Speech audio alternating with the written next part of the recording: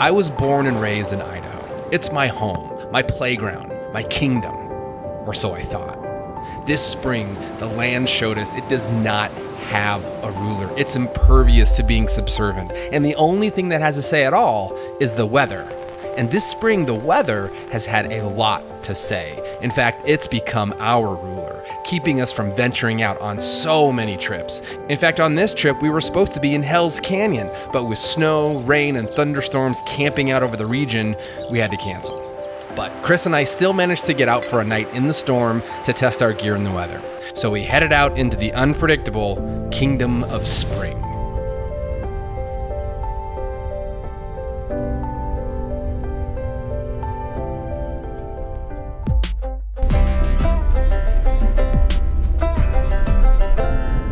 Because of an incoming snow and thunderstorm, our trip to Hells was canceled. However, I saw a break in the weather pattern and thought I could get out for a night to see how my new gear holds up in the rain. Chris is a good enough friend that he came with me just in case I was wrong about the weather pattern and needed help. We set out for the middle fork of the Boise River because it was close, flat, and easy just in case we needed to bug out. That said, it was really hard to imagine the storm was going to come back. The day was beautiful, people were out, and the scenery along the river was as pretty as I've ever seen it. Once we got past the still water of the dams and made our way along the flowing river, the water was telling the story of a very wet spring we've been having in Idaho. The river was almost bursting at the seams, and there was more rain to come.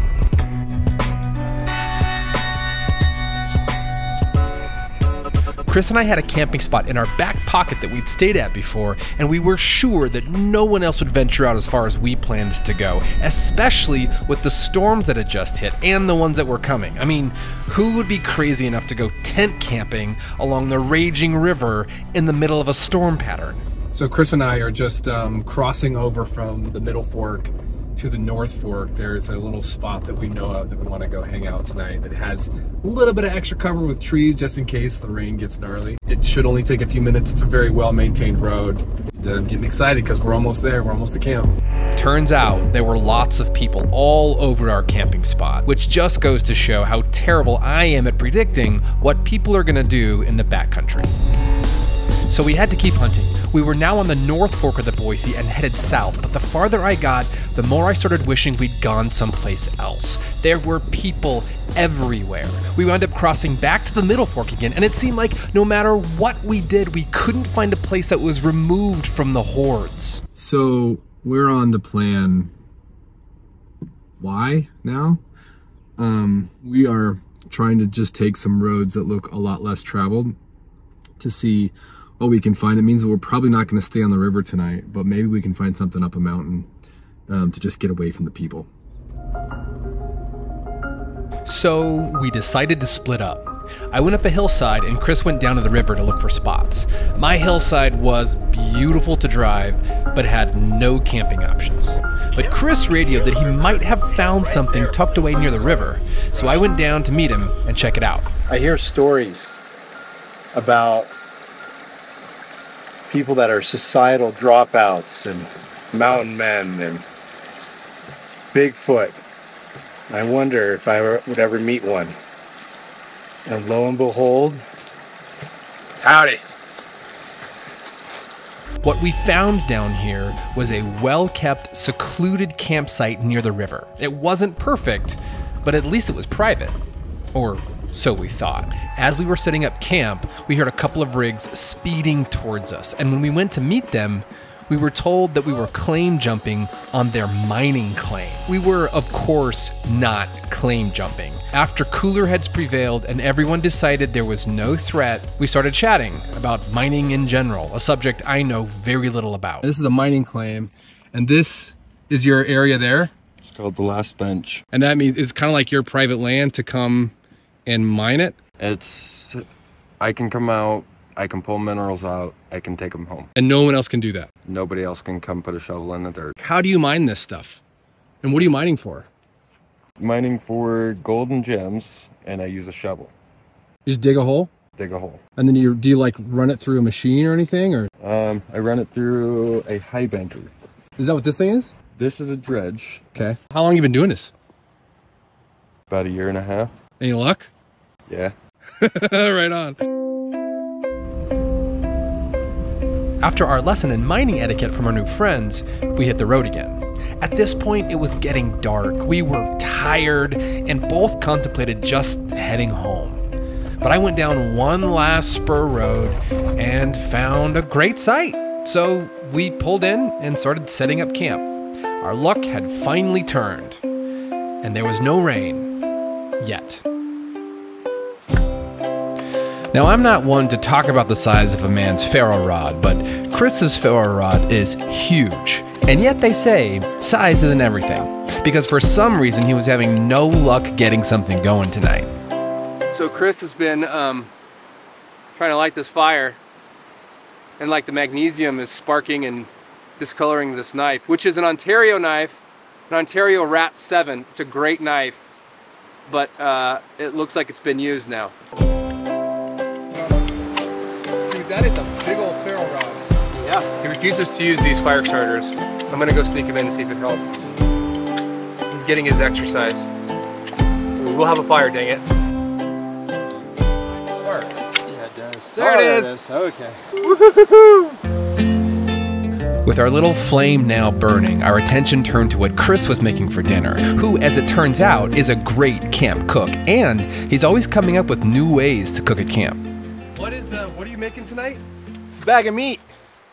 Woohoo! Meat bag! So it's actually kind of a take on, I think it's called a banh mi, which is like a Vietnamese dish. Yeah, it's like a Vietnamese sandwich, right? Yeah. Yeah, so got some, it's actually the carne asada sliced beef. Got to have some green onions. Got little kimchi on it. Oh. So cabbage on cabbage, is that a thing? What's that? Cabbage on cabbage. Never do cabbage on cabbage. But here's the thing though. I'm glad that we're just staying one night because lettuce, cabbage, I don't know, I need to do a video about our bathroom setup. So maybe this will be... So this is proper food handling, folks. That's some white glove chef stuff right there. So as you can see, we're roasting the meat on marshmallow roasters over the fire, and we've done this before and it turned out great, so doing it again. With Chris making his mystery meat surprise, I started looking at what we were doing in terms of beverages. We try to buy local food and drink whenever possible, and today was no exception. So Chris brought this Kerry Hill cab front called Vixen, named after me. So we're gonna try this out and see how it is. Tastes like wine. We also had some options for a nightcap. Well, it wouldn't be Chris and Will out in the woods if we didn't have whiskey. So here's our choices for the night. We have Coulter's Run, which is from Idaho.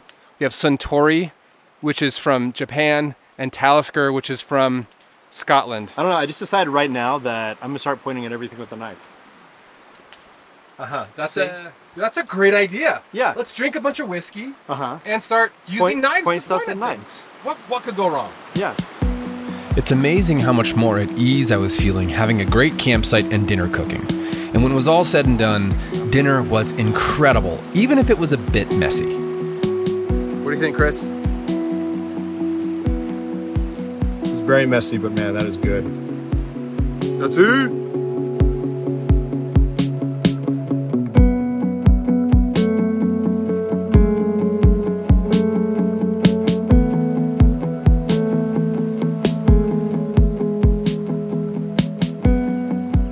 With the tents up and our fire going, we basically just waited around for the rain.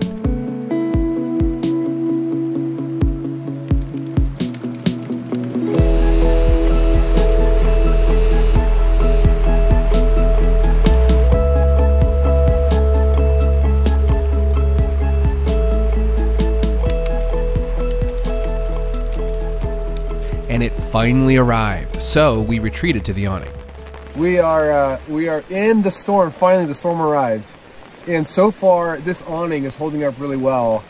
Other awnings I've had, my OVS awning, it would pool water, and you really had to kind of like work it to get the water off. This one, because it has this pole up there that keeps everything kind of pitched, the water's running off pretty well. And if you bump it, you'll still get some water. And we have a tradition that when we're under an awning and it's raining and we're drinking whiskey, the rainwater becomes the little splash of water we put into our whiskey. So, cheers. Plancha. I will say that the idea of getting fresh rainwater in your whiskey sounds good, but it has yet to really taste good. It's like South African awnings. Tastes like South African tenty. Tenty taste. With the storm now fully dumping rain on us, we took to our tents to call it a night. Okay, well, we're about to retire for the evening, and tent's holding up. I don't see any leaks or anything. I mean, it's really nice to take it out here and test it in the rain. Seems to be holding up just fine. The awning did great. I mean, really, really great. I was really impressed with the awning. And so far, I'm really impressed with the tent and the weather. So it's not like a massive downpour, but it is a very steady rain. And you can kind of hear it. So far, so good. All right, well, I'm about to hit the hay, get some sleep. Hopefully I won't be woken up by dripping on my face or anything like that. So, yeah, let's get some sleep. The rain never really let up, and when I woke up the next morning, I started taking stock of how the gear performed. Good morning. I slept like a baby last night. The rain and the sound of the river is like lullaby, white noise, wonderful. It was super rainy all night. I didn't see any leaks in the tent. Let me get out there and check the rest of it as well.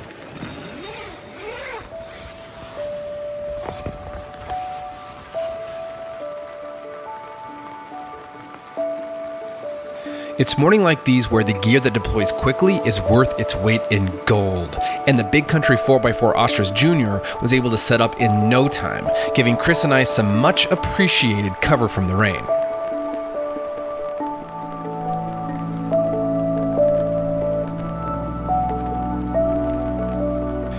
There's something about the juxtaposition of being dry and warm when there's a storm around you that feels really cozy.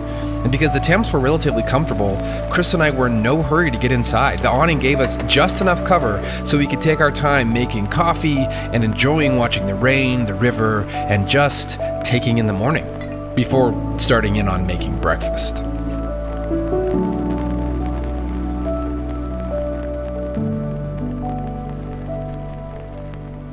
Okay, so for breakfast, we had a deal.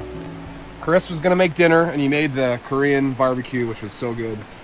I will make breakfast. So for breakfast, eggs. I know that's a big surprise. Onion. Bacon. Not a big surprise there. But we also have Basque chorizo sausage.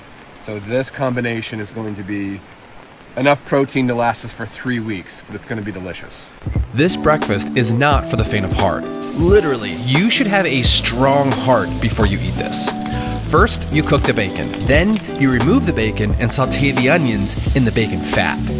Then, you cook more bacon. Once that bacon is cooked, you remove it, slice up the Basque chorizo, and I bet you can guess what comes next. All right, so we've got all this good bacon fat. I'm just going to do a quick saute of the chorizo just to kind of get them warmed up in that, and then I'll put the eggs. I'll take that out, put it over here, and then I'll start cooking the eggs. Plus this gives the grease, the bacon grease, a little time to cool off so it doesn't completely scorch the eggs when I put it in here. Once the chorizo is warmed up and glazed over with bacon fat, remove it and get ready for the eggs.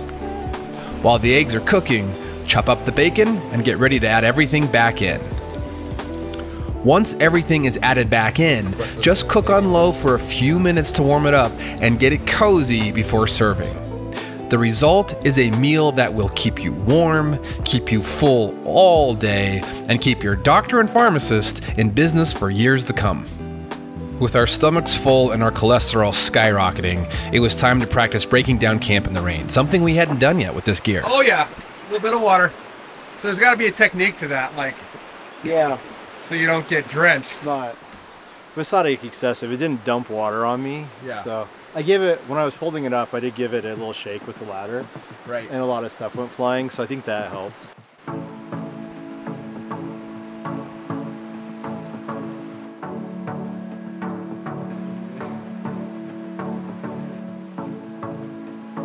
With Chris's tent packed up, it was my turn to give it a go. Okay, one down, one to go. One of the things I learned quickly was to be aware of where the water would drain out when folding things up. Being aware of that and getting out of the way when something moves kept me from getting water dumped on me while packing things away. I was also a bit more careful with my footing because things are generally much slicker when climbing on the Jeep. Okay, all done. Whew, wet, but not that bad, actually. These things, as long as it's not too cold and you can still feel your fingers, packing stuff up in the rain really wasn't that bad. I am a little curious to know how wet the inside of my tent's gonna be when I open it back up to air it out, but we'll see when we get home.